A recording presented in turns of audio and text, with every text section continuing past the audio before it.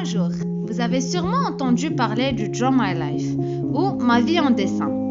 Donc le club Association Jeune Initiative vous présente son histoire à travers le Draw My Edge. En 2004, le club a été créé sous le nom de SAIF. 5 ans plus tard, en 2009, et suite à la réalisation de tous ses objectifs, le club SAIF a été fermé. 2 membres actifs du club se sont trouvés avec la même et seule idée, celle de changer carrément de vocation pour passer du professionnel au social. C'est désormais Association Jeune Initiative. Notre club EJ organise les porte-à-porte. Quel est alors son principe? Presque chaque semaine, on s'organise en petits groupes pour une destination précise. On se présente devant chaque famille, on présente notre club et nos activités et on demande leur aide pour l'organisation de notre activité phare, le grand voyage humanitaire. On collecte les dons et nous remercions par cette même occasion toute personne généreuse ayant porté intérêt à notre noble cause. Les dons collectés sont en fait en nature, que ce soit des couvertures ou principalement des vêtements utilisés ou encore de l'argent. Notre club organise également Ashura. Le 10 Muharram de chaque année, on visite une association pour les orphelins où on organise cette activité qui est en fait une fête animée par nous, les membres du club Association Jeune Initiative.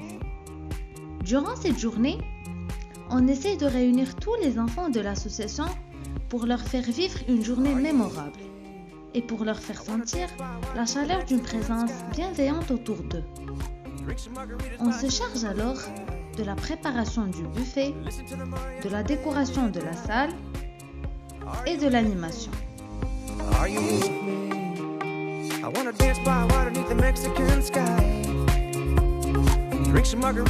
vous rapprocher plus de l'image, c'est exactement ce clown qui a fait l'objet de la grande surprise des enfants et joué par l'un de nos membres. Et qui dit Ashura, dit Ta'reja.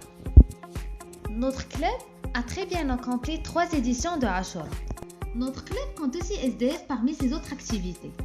Comme nous le savons tous, les sans domicile fixe souffrent péniblement des aléas climatiques, surtout dans la ville de Tanger. C'est pour cela que nous avons pensé de venir à leur secours. En effet, notre club a voulu redonner considération à cette catégorie négligée de la société. Voilà comment ça fonctionne. Nous partons à la recherche des SDF, puis on leur offre des habits chauds et couvertures pour se protéger contre ce froid glacial. Et c'est ainsi qu'on leur prouve qu'ils ne sont pas dans l'oubli. Et nous sommes arrivés à l'activité phare, le grand voyage humanitaire. Voilà notre Maroc. Nous sommes à Tanger, bien évidemment. La première et la deuxième édition du voyage se sont déroulées à Benifo, la troisième à Ifrane, la quatrième à Khénifra, et quant à la prochaine, serait vers Rachidia. Et l'aventure commence. Notre grand voyage humanitaire dure 3 longues journées, entre aménagement, réaménagement et activités. On se prépare alors bien comme il le faut. La collecte des dons pendant les porte-à-porte nous a été d'une grande utilité. L'argent collecté a été dépensé dans l'achat des fournitures scolaires, des cahiers, des histoires, des livres et du programme scolaire pour les niveaux primaires et secondaires.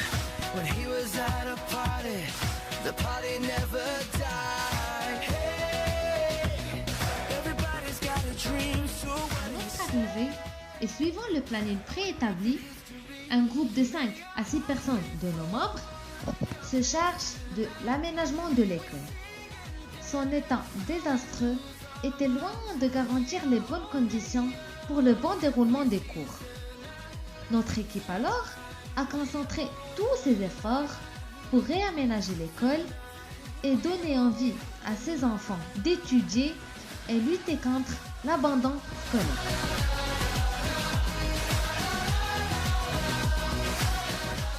Une deuxième équipe se charge du tri des vêtements collectés.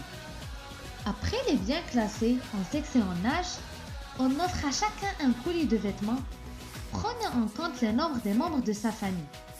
Et c'est ainsi qu'on distribue tous les dons. Puisque notre voyage s'intitule Students and Schools First, on s'intéresse avant tout à leur scolarité. Et pendant chaque voyage, on essaye de créer un climat favorable pour encourager les jeunes de demain à la lecture. Et ce, en mettant en place une bibliothèque contenant des livres et des histoires propres à chaque niveau. Dans cette même optique, un autre groupe se charge de l'animation d'un atelier de lecture. Autour d'une table qui n'est pas vraiment grande, on réunit un groupe d'enfants, on leur demande de résumer une partie d'une histoire et de la partager avec leurs amis. Par la suite, on essaie de familiariser ces enfants avec le monde technologique, en leur apprenant des notions de base. Par exemple, comment allumer et comment éteindre un ordinateur, comment accéder à quelques applications. Nous avons aussi pensé à laisser notre trace à travers de la peinture. Et puisque tous les petits garçons adorent le foot, le deuxième jour est consacré aux différentes activités sportives. Un tournoi de football est alors nécessaire pour leur divertissement. On forme des équipes de 5 personnes qui jouent plusieurs matchs jusqu'à avoir l'équipe gagnante. Et ces matchs sont arbitrés par les membres de notre club. Brahim est un enfant qu'on a rencontré lors du 3e voyage, qui avait besoin d'une opération pour sa jambe gauche. Et grâce à la présence de Madame Bedi, il a bénéficié gratuitement de l'opération. Et finalement, le dernier jour est consacré à la distribution des prix.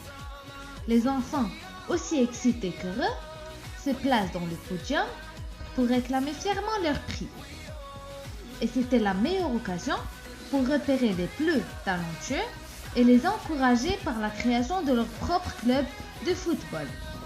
Après avoir bien accompli notre travail, la presse a trouvé si important de faire part en monde de notre noble cause et la partager avec tous ses lecteurs.